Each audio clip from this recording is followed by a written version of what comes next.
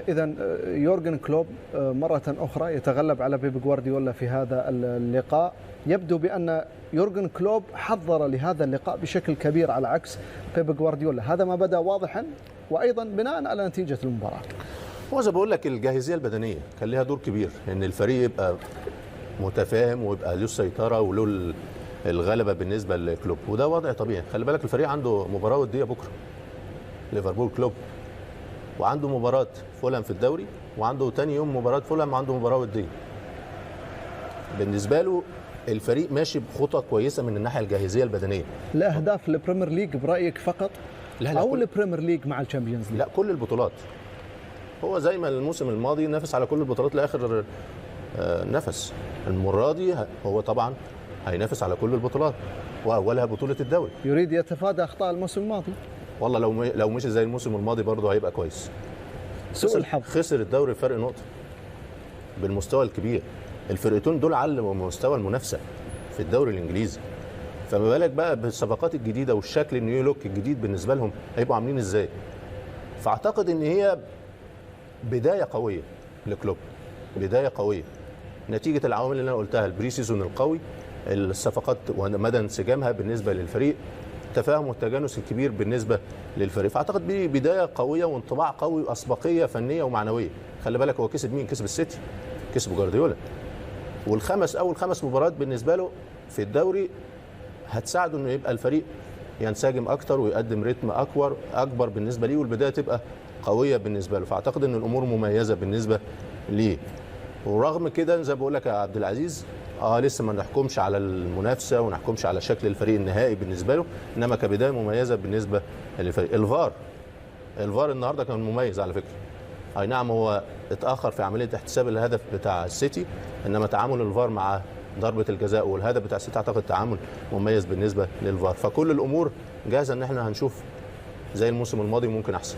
هل الزخم الإعلامي الكبير الذي يصب لمصلحة هالاند خصوصا بعد التحاقه بالسيتي يؤثر بشكل كبير على عكس نونيز يأتي بضغوط أخف، يلعب بأريحية أكثر، لربما قد يكون اسم بديل ويدخل ويسجل في كل لقاء كما حدث اليوم، وبالتالي يعطي أفضلية أكثر لليفربول ولمهاجمي ليفربول وليورجن كلوب؟ الاثنين مش جايين، الاثنين مهاجمين يا عبد العزيز مش جايين يلعبوا في فرقة صغيرة. واحد هيبقى مهاجم السيتي وواحد هيبقى مهاجم ليفربول، فانت لازم تتحمل الضغط. لا عاوز تلعب في فريق صغير مش عاوز ضغوط، لا الضغوط موجوده طبعا. دي صعبه، دي ما تضيعش، او معاك ان هو ضيعها بغرابه جدا. انه هداف، الارقام اللي جابها في الدوري الالماني ارقام مخيفه بمعدل مباراه كل هدف كل مباراه. فان انت تقول لي يبقى هو دي ما يضيعهاش طبعا، لا ما يضيعهاش. انما زي ما بقول لك هو هيكسر الدنيا معاك ان البدايه، وهياخد تريقه للصبح ونقد اعلام للصبح، بس هيكسر الدنيا. خليك فاكر كلامي ده، هيكسر الدنيا. يبقى جاهز بدون اصابات، اللعيبه اللي حواليه تفهمه. في مشكله انا وجهه نظري لسه بالبدايات بس ممكن تحليلي، في حاجه خاصه بامكانيات لعيب واسلوب فريق. اسلوب فريق السيتي الحالي انه يحب يستحوذ ويحب استحواذ في منطقه وسط الملعب، ده طبيعي لما يبقى عندك مهاجم وهمي.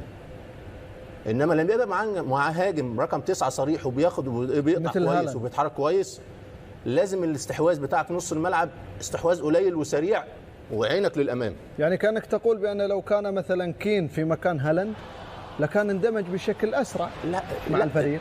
مش حكايه اندماج يا عبد العزيز بقدر ما هي كطريقه لعب، فهم امكانيات واسلوب لعب. وخلي بالك جوارديولا مش هيغير اسلوب اللعب، مش هيغير اسلوب اللعب، فهتبقى مشكله للولد، بس برغم ذلك هيروح للجول وهتجيله فرص. وحاجه تانية خاصه بالمهاجم الوهمي ووجود هالاند. اولا الملعب في وجود هالاند ما يستحملش جريليش ولا يستحمل برناردو سيلفا، فلازم واحد منهم يقعد مين؟ يقعد جريليش. برناردو سيلفا مهم، فعشان تسرع رتم الفريق وايقاع الفريق لازم مواصفات لاعبين بالكره صراع، ما بيحبوش يحتفظوا بالكره كتير. يعني ممكن ان يستعين بغاندوغان اكثر، ممكن فودن بحكم خبره غاندوغان على مستوى الملاعب الالمانيه، يعلم تماما مدى انسجام هالاند على مستوى طريقه اللعب. تصور يا عبد العزيز ممكن كان ستيرلينج يقعد ويبقى افيد للسيتي. انما هو عاوز ما يبقاش فيه روتيشن وعاوز ياخد خصوصا مكان سريع في جاندوجان تشيلسي. يلعب بلمسه واحده في وسط الملعب. لا انا بتكلم على الخط الامامي، سيبك من نص الملعب. زي ما بقول لك نص الملعب هيبقى فيه قرارات اسرع بالنسبه اللي حواليه.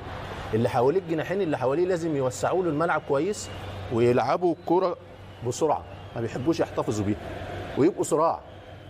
انما هنا بيخلي الكره في رجلهم كتير، فالواد بيزهق، المهاجم بيزهق، لانه كل ما بيتحرك ما تتحطلوش، كل ما يتحرك ما تتحطلوش، كل ما يتحرك ما تتحطلوش، فخلاص.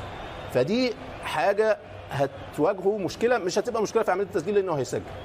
فالنهارده خلينا اهو اول توقع واول رهان اكتب عندك ان ده هينافس على لقب الدوري وعلى الاقل 20 هدف في الدوري. على فكره انت لك سوابق يعني في مواسم ماضيه رهنت على اشياء وخسرت الرهان. عادي في الكوره ما بيبقاش، لا مش رهان يعني نتوقع. توقع او تحدي، دعنا نقول تحدي. خلينا مع بعض. طيب ده هيسجل ايه؟ من هالفانتسي في يوم من الايام. نعم من هالفانتسي في يوم من الايام إن شاء كنت الله. مسيطر لا انا مسيطر.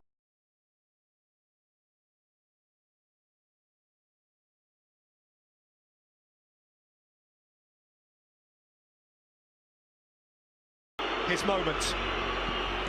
Announcing Erling Haaland. There goes Haaland. He's on his way again. He's hungry. He's scored. He always does. He always will. Nothing more certain than that Erling Haaland. Over the back post here. Diaz once more. Haaland's there. Erling Haaland on target. Alvarez gets a touch. Foden back in. It's another goal. Erling Haaland. It's a feeling of deja vu. Bernardo Silva stones. Erling Haaland once again. How very Manchester City. Haaland wants it. Haaland has it. Erling Haaland.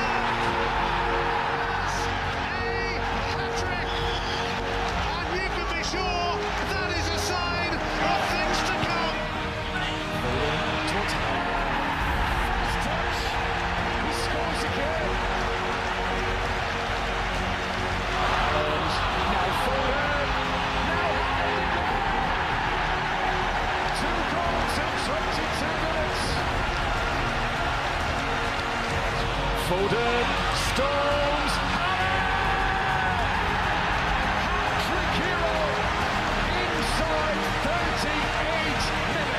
Kevin De Bruyne again. Haaland chasing.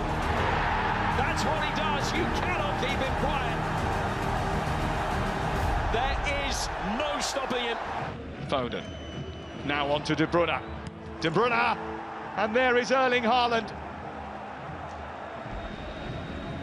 The goal monster takes his first Champions League bite of the season. Might come back to Haaland. Inevitable.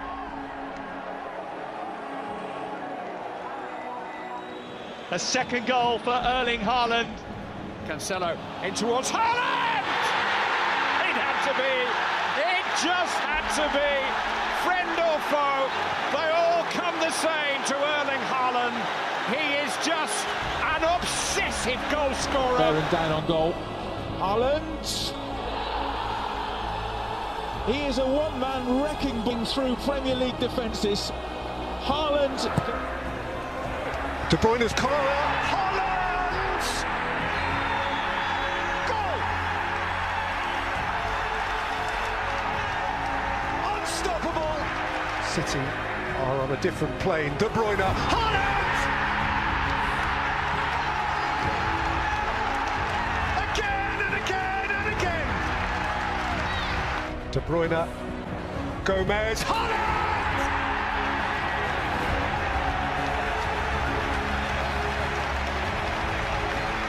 Hat-trick of hat-tricks. 3 successive home games. Behind every 6 minutes, 50 seconds. Karamoka to head out. And back in it comes. Another fine save. But look who it's popped to. Erling Haaland is there again. It is 2. واو كانسيلو لمسة دي بروين تمريرة كرة عرضية هالاند يضرب يواصل تألقه يواصل إبداعه هالاند يصل إلى الهدف الخامس عشر، غير عادي واستثنائي، استثنائي من الألف إلى الياء، من الألف إلى الياء. هذا المهاجم هنا